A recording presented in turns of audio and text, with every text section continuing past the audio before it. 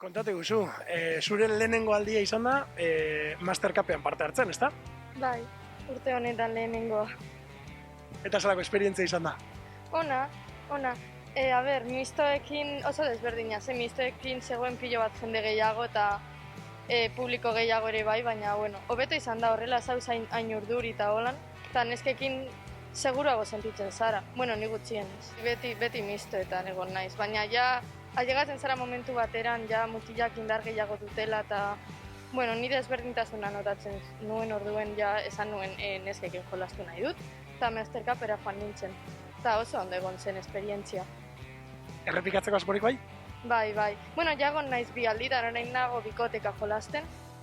Barnakakoan finalera heldu nintzen, eta ere bai irabazi genuen, eta orain nago bikoteka ere bai jolasten.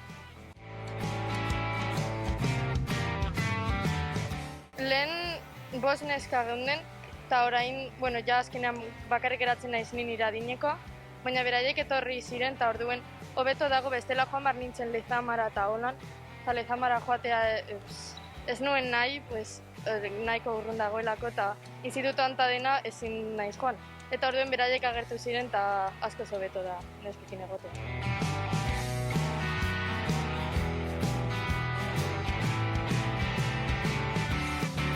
Normalian entrenatzen dugu astearte eta ostegunetan, ziratetik aurrera, lehenango dauz gaztetxoak edo, eta gero sartzen gara gu.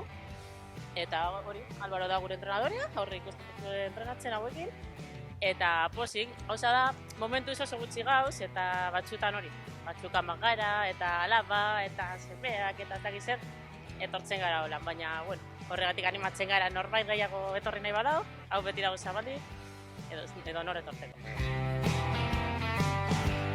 Oian eta bio joaten ginen Larrabetxura, eta etorri ginen galdetxera, posible da hemen sortzea emakume pilota taldea edo, eta bai, etorri eta jarriko dugu entrenadorea eta superposik. Eta hasieran ginen gehiago, baina baten bat lesion eta gero baten bat etorri da frogatzera, eta hor, umeak eta azkenean gitxi geratzen gara, baina gogoekin.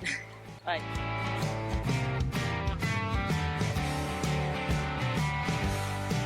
Hasi ginen lehenengoz, Larrabetxun pilotan jolasten, eten alditxo bat eta gero lortu genduen hemen Usansolon bertan entrenatzen hastea, eta gure alabak batera hasi ziren, hemen Usansolon bai. Importante da, zuen alabentzat ama pilotan kirolean ere eredu izatea?